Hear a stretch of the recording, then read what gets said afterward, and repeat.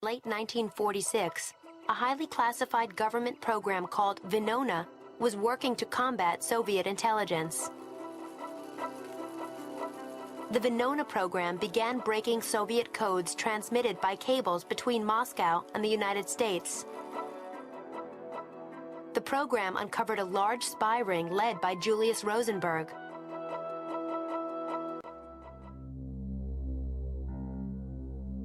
In July 1950, Julius Rosenberg was arrested. As Julius and Ethel Rosenberg received their sentence, the judge told them, "I consider your crime a crime worse than murder. By your betrayal, you have undoubtedly altered the course of history to the disadvantage of our country."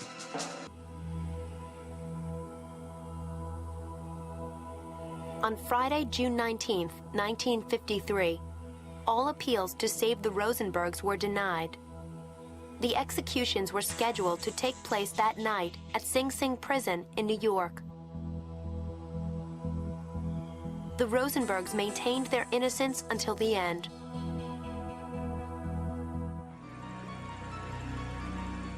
By 8:30 p.m., the Rosenbergs were dead. Their executions would make them lasting symbols of American Cold War fear and paranoia. Many years later, evidence surfaced that proved the Rosenbergs did share classified information.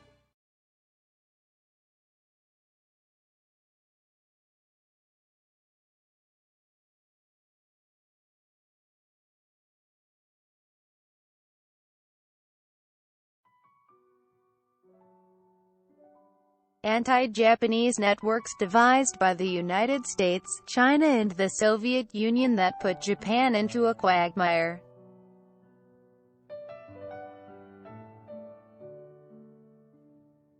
Anti-Japanese propaganda drive staged in pre-war U.S.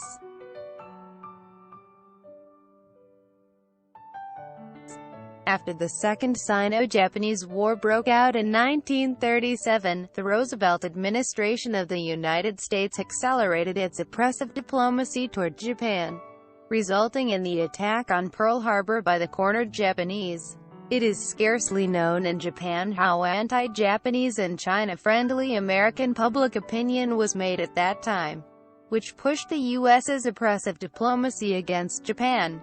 I intentionally use the expression, was made, because in pre-war America, just as is the case today, wide and fanatical anti-Japanese propaganda campaigns were in full swing, accusing the Japanese army of atrocities it committed during the Second Sino-Japanese War, the Sino-Japanese Incident.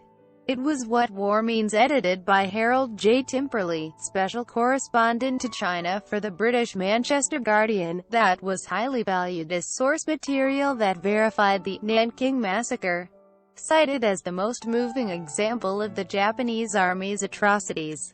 What War Means was a propaganda book edited by Timperley by the request of the Central Propaganda Department of the Chinese Nationalist Party.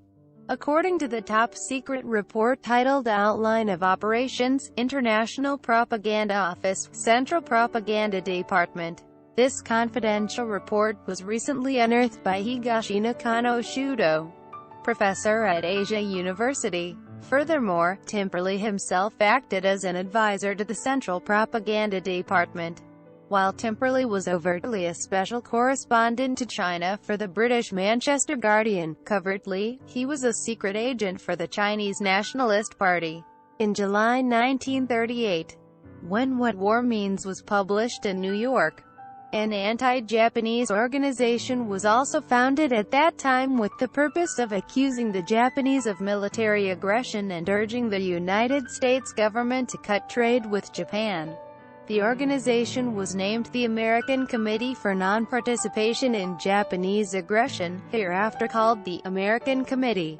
The Second Sino-Japanese War started in July 1937, triggered by the Marco Polo Bridge incident, which took place in the outskirts of Beijing. Though the Japanese government initially held to the policy of not expanding the war any further, The Japanese army, fed up by being incessantly enticed by a provocative Chinese army, was forced to expand the front beyond Beijing to Shanghai, and then to Nanking. Despite the fact that the war was in fact caused by provocation on the part of the Chinese, the American Committee asserted that the cause of the Sino-Japanese War lies in the militarist Japan's aggressive policy. It is the United States that largely provides the Japanese army with fuel and war supplies.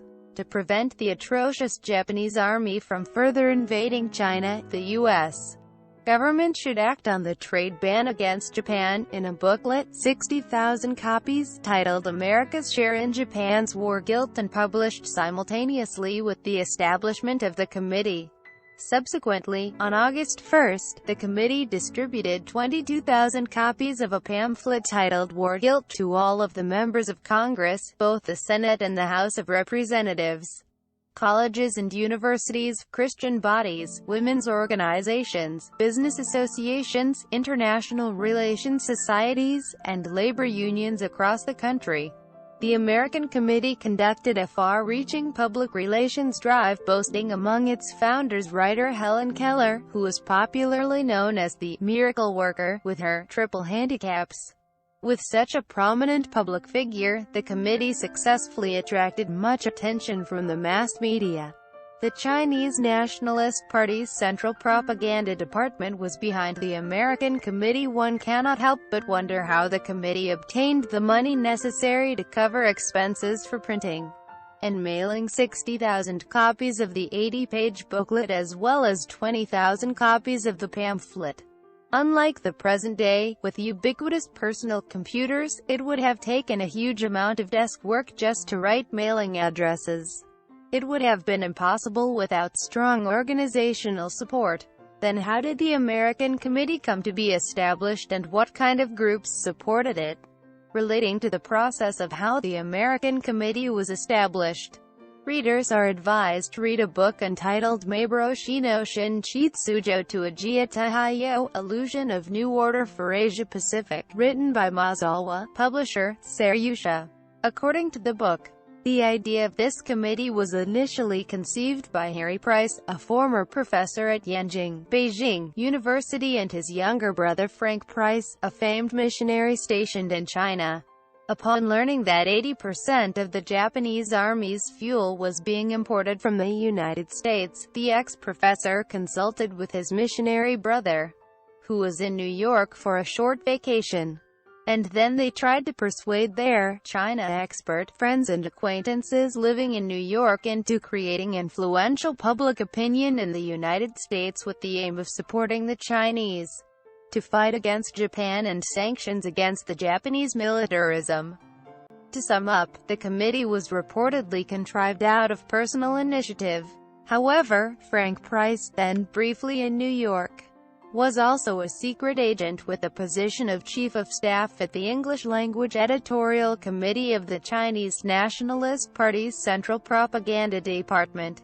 According to the aforementioned top-secret document of the Nationalist Party unearthed by Professor Higashi Nakano, the American Committee might have been part of the operations conducted by the Chinese Nationalist Party to get America on the Chinese side. With this in mind, the list of the committee's founders was re-examined and revealed one other member of the Chinese Nationalist Party's propaganda department, namely, Earl Leaf, former special correspondent to China for the Up News Agency. According to the autobiography of Ceng Zubai, manager of the International Propaganda Office, Leaf was in charge of the New York office of the Trans-Pacific News Service, which was a propaganda machine of the Nationalist Party. Surprisingly, George Fitch was also among the founders, who was a chief staff member at the Chinese Ymca, Protestant Young Men's Christian Association. Fitch was one of the authors of the aforementioned What War Means, edited by Timperley. At the beginning of 1938, Fitch was supposedly in Nanking during its occupation by the Japanese army. How, then, was it possible for Fitch's name to be listed among the founders of the American Committee in New York? Fortunately, the translations of letters written by Timperley, editor of What War Means, are included in Nanking Incident source material, edited by Nanking and Science Research Group. According to the letters, it was Timperley's idea, as an advisor to the Chinese Nationalist Party's Central Propaganda Department, to have Fitch spread propaganda alleging atrocities committed by the Japanese army in then-occupied Nanking. Fitch escaped from Nanking and flew from Shanghai to be in the United States in April.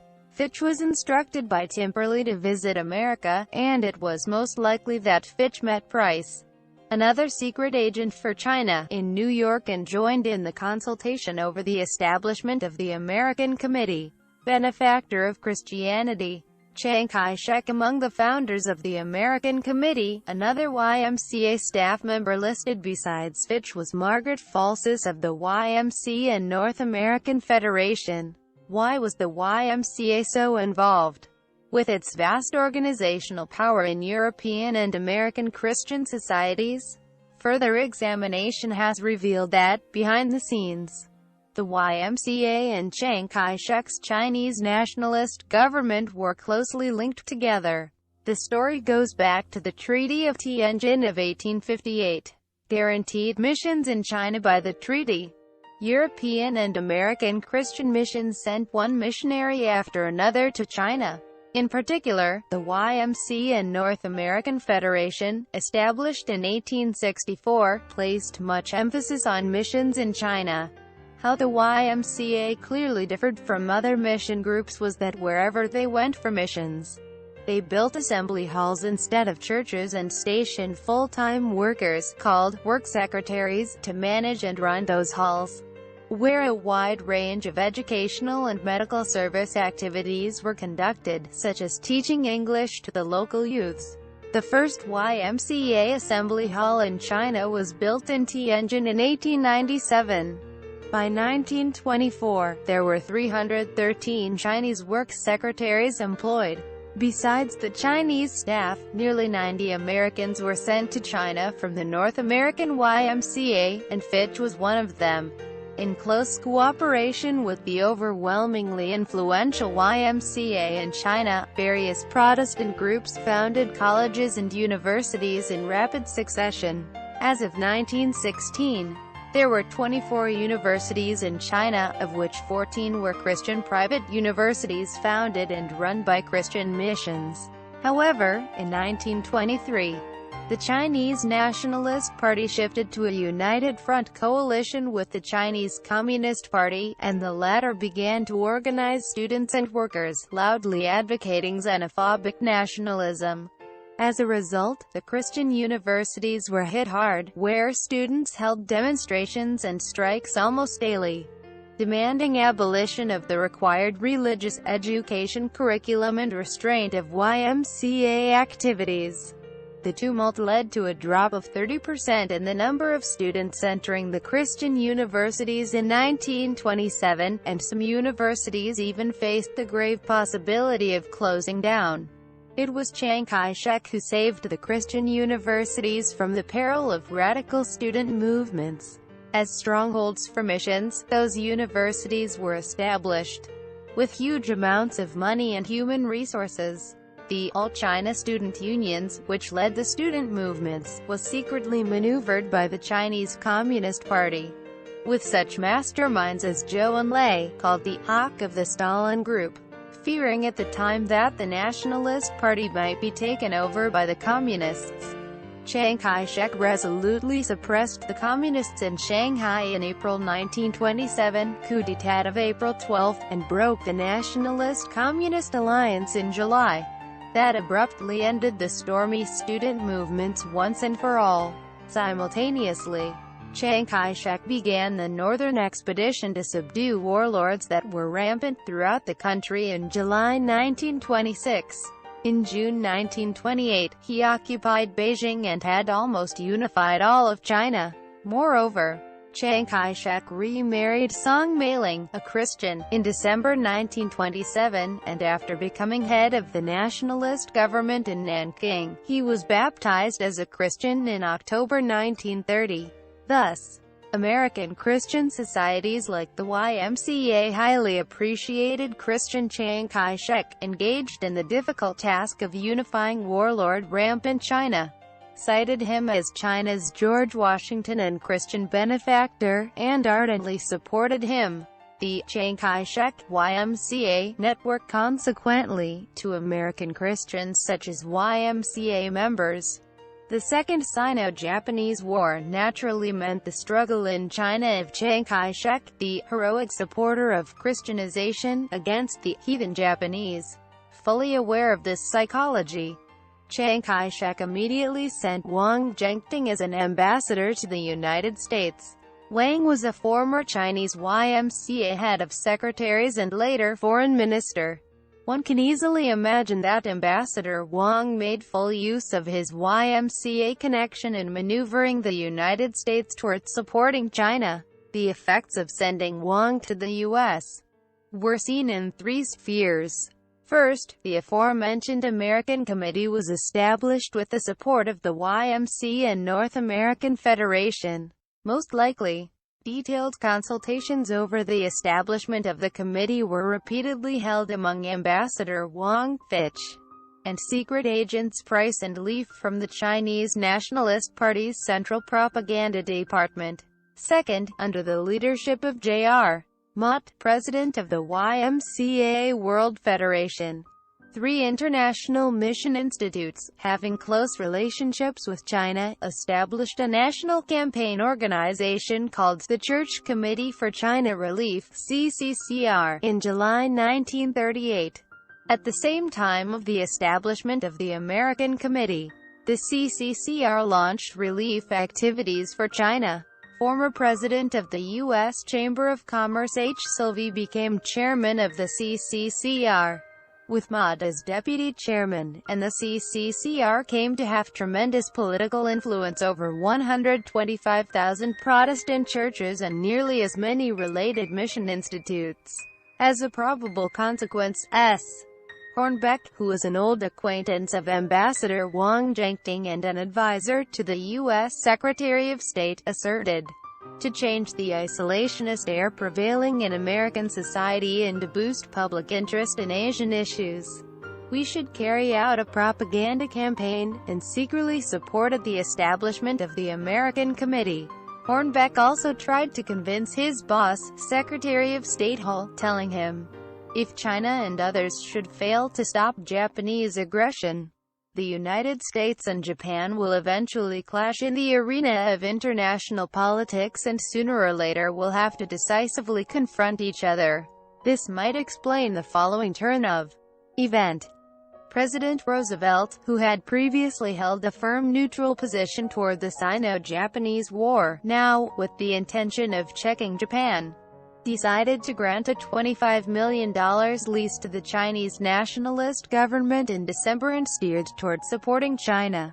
As mentioned previously, there were 125,000 churches under the CCCR umbrella, which, in terms of church members, would amount to tens of millions of potential voters. That was a figure President Roosevelt could hardly afford to ignore, for the president had to keep winning elections, no matter what. Furthermore, simultaneously that December, the American Committee became even more powerful. Roger Green, former American Consul General stationed in Hankou, China, was appointed chairman of the American Committee, and former Secretary of State Stimson, a renowned hardliner toward Japan, had also become its honorary chairman. The following year, on January 19, 1939, these appointments were officially announced. And the next day, Song Sirwin, Chiang Kai-shek's brother-in-law, sent a congratulatory telegram to Honorary Chairman Stimson on behalf of the Chinese nationalist government. The telegram read to the effect of the establishment of the American Committee is an epoch-making event in the efforts to prevent Japan's aggression against China, and trade sanctions against Japan mean a victory to China as well as heralding peace and justice to the world. The telegram showed that the Chinese Nationalist Party had great expectations of the American Committee. Rockefeller Foundation backs IPR becoming more anti-Japanese.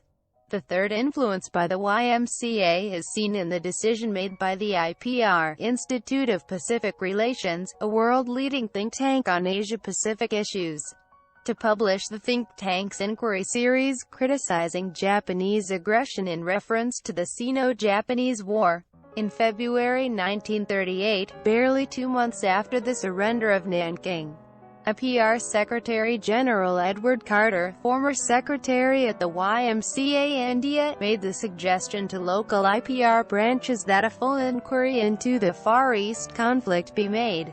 Taken aback by this plan, the Japanese branch expressed strong objection, already being alerted of the anti-Japanese, China-friendly stance of the IPR headquarters. Notwithstanding the Japanese protest, Secretary General Carter kept consultations with other IPR branches in respective countries, and in December 1938, the IPR finally decided to publish its inquiry series. This decision was backed by the Rockefeller Foundation, which had been financing the IPR to work on the inquiry series. The fact is that Jerome Green, IPR Director General, was the brother of Roger Green, who was, in turn, director of the Rockefeller Foundation and Director General of the American Committee. The IPR was initially established as a consequence of the Pan-Pacific YMCA conference held in Hawaii in July 1925 by the YMCA and North American Federation to discuss the current situation, assembling the work secretaries who are stationed in various parts of Asia. Later, the IPR also began to recruit outside experts besides YMCA people. However, as the IPR Secretary General from the YMCA India indicates, the core of the IPR was invariably occupied by those concerned with the YMCA. The key contributor to the establishment of the IPR was J.R. Mott, then president of the YMCA and North American Federation, who later became deputy chairman of the CCCR and president of the YMCA World Federation. Incidentally, the Australian delegate who participated in consultations concerning the IPR inquiry series was none other than Timperley, a secret agent for the Chinese Nationalist Party's propaganda department. After having compiled What War Means, Timperley went to the United States, where he engaged in anti-Japanese maneuvering operations for the IPR. Subsequently, the IPR published one booklet after another, decrying Japan's aggression against China, which not only tremendously influenced foreign policies of various countries in Europe as well as America, but also determined the framework of the American occupation policy against Japan. During the war, the IPR distributed huge volumes of propaganda pamphlets, urging "Know Your Enemy Japan" to armies and governments, thus playing a perfect role in permeating the anti-Japanese prejudice and branding Japan as a military fascist state. Moreover, the IPR also cooperated in the production of the propaganda film titled Know Your Enemy Japan, directed by Frank Capra.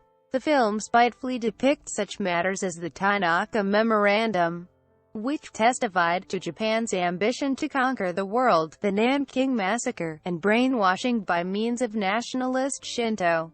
The film served as the source for prosecuting the Nanking Massacre at the Tokyo trials. Real face of the anti-Japanese propaganda uncovered by top-secret Ministry of Foreign Affairs documents. As mentioned so far, behind the American Committee, with former Secretary of State Stimson as its honorary chairman, were the Chinese Nationalist Party secret agents and the YMCA IPR network. Moreover, recently disclosed top-secret Ministry of Foreign Affairs of Japan documents at that time revealed that there was yet another group manipulating the network. This was a group of men secretly working for Communist Party USA. Since 2002, the Japan Center for Asian Historical Records has been disclosing on the Internet top-secret documents of the time, which are housed in the National Archives of Japan, the Diplomatic Record Office of the Ministry of Foreign Affairs of Japan, and the Military Archives of the National Institute for Defense Studies. Among them is a confidential document dated July 20, 1938, and labeled Top Secret Number 560, about propaganda conducted by the Chinese here in this area, which was sent to Foreign Minister Ugaki Kazushige by Consul General Wakasugi Kanami in New York. In Top Secret Number 560, the following analyses were made.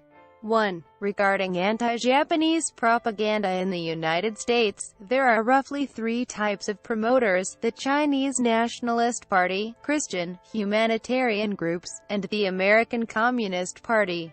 They keep in touch with each other. 2. The anti-fascism, pro-democracy goal upheld by the Communists has become the guiding principle for various groups.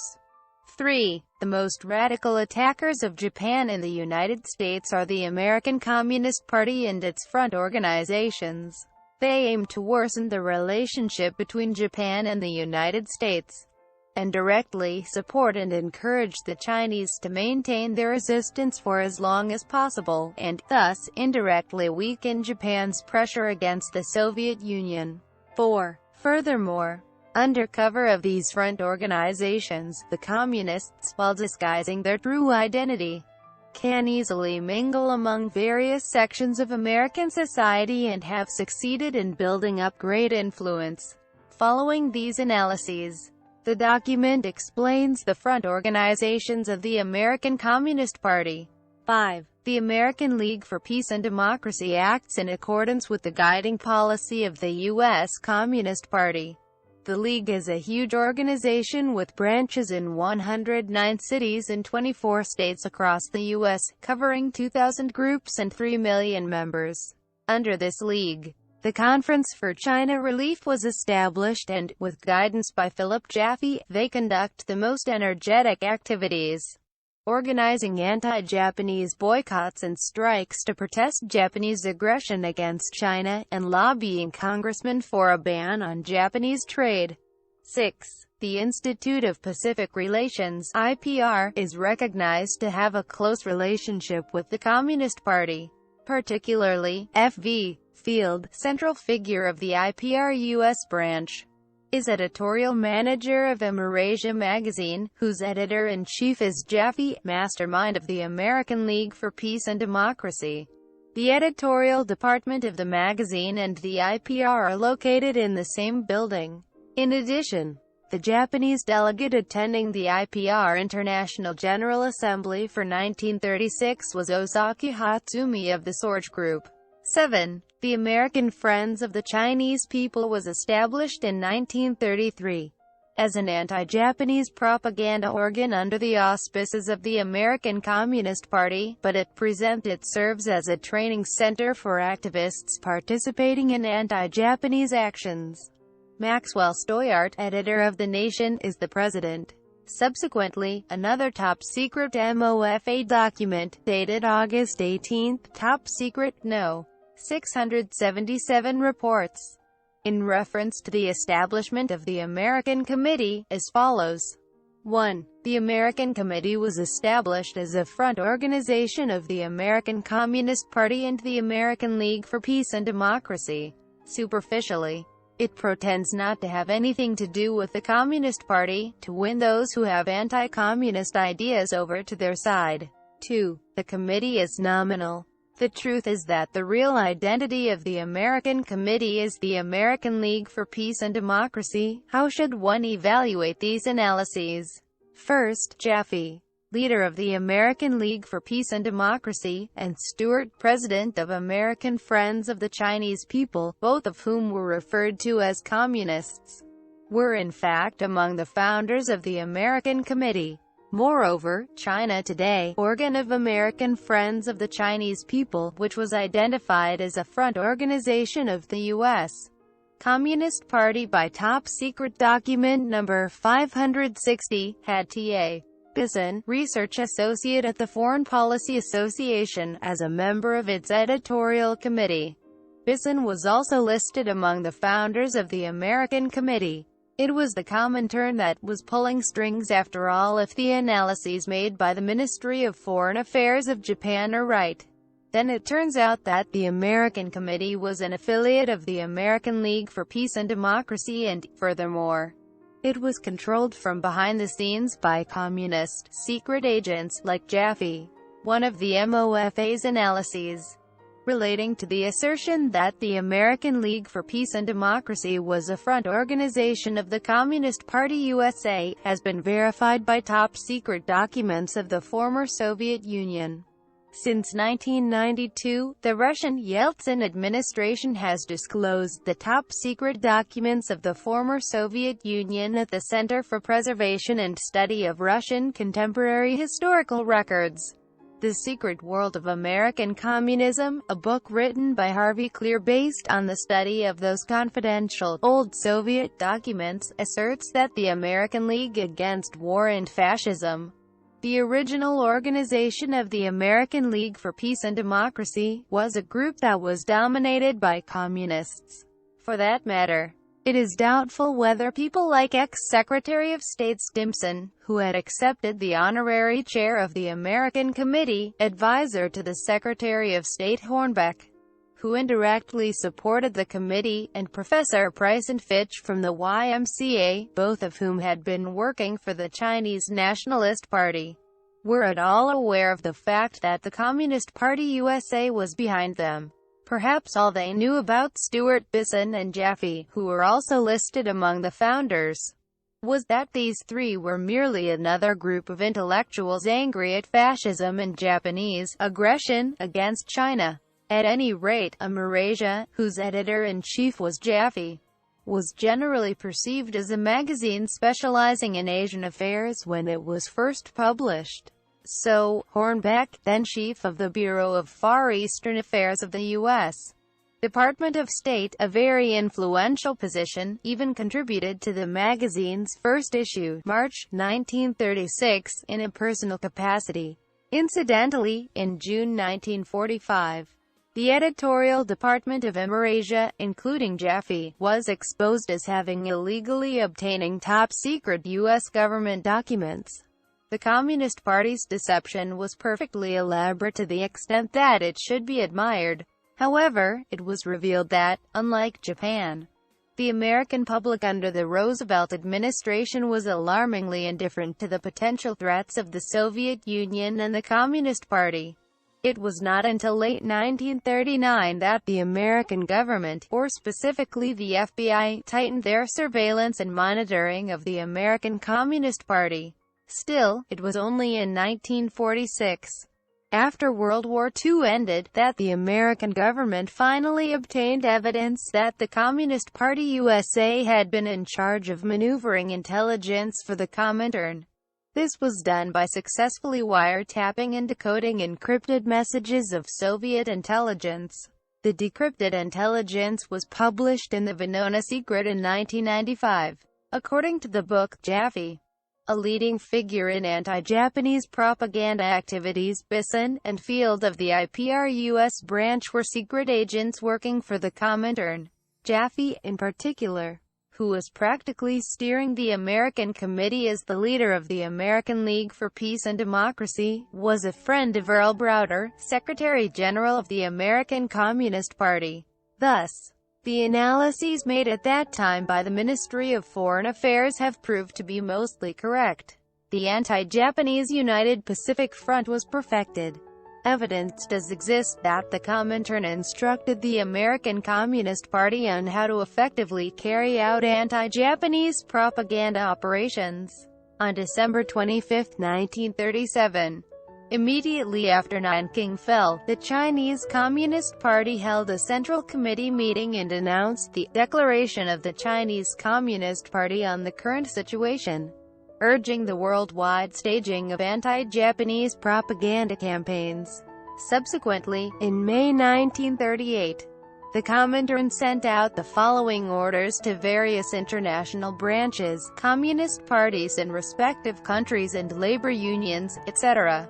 1. Further promote international campaigns to support China and spread propaganda decrying the sinful Japanese and praising the heroic Chinese. 2. Hold anti-Japanese rallies and demonstrations more frequently. 3. Organize and expand such activities as to represent the Chinese people's animosity towards Japan, boycotting Japanese products and refusing port labor to unload Japanese products and load war supplies for Japan. It was only 3 months after these instructions were sent that the American Committee was established through developing the American League for Peace and Democracy for the purpose of spreading guilty Japanese propaganda and urging anti-Japanese boycotts. Ultimately, those secret agents working for the American Communist Party and the Chinese Nationalist Party with such superficial titles as former missionary, scholar and magazine editor, all devotedly conducted anti-Japanese propaganda activities, resulting in an ever-worsening hostile public opinion toward Japan. With the support of this anti-Japanese and pro-Chinese public opinion, President Roosevelt and Secretary of War Stimson promoted, in tandem, more rigorous, oppressive diplomacy toward Japan, which culminated in 1941 in a war between Japan and the United States.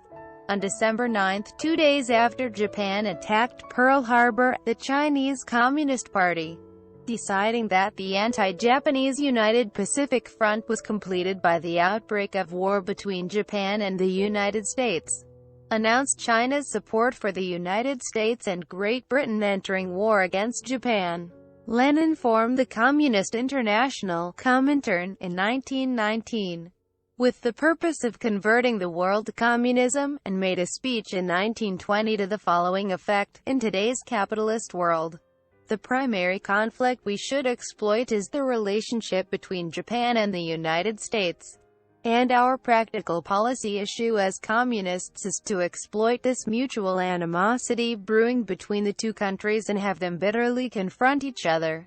Then will arise a new state of affairs.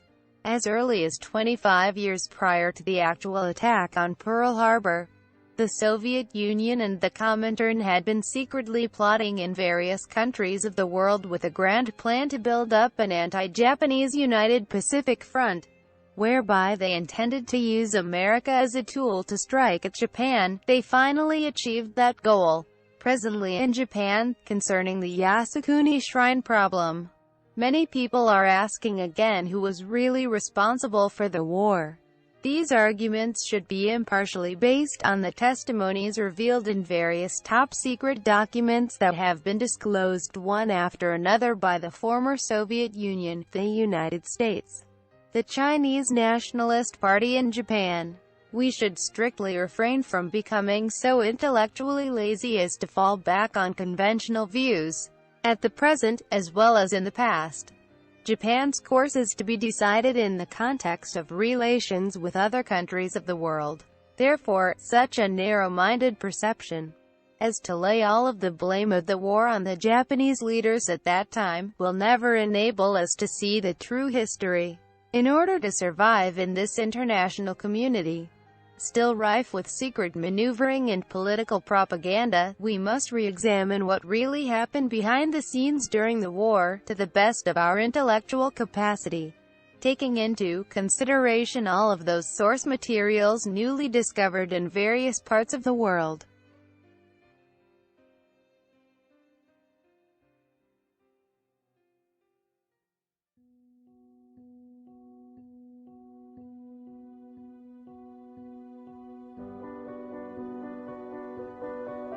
When time shall have softened passion and prejudice, when reason shall have stripped the mask from misrepresentation,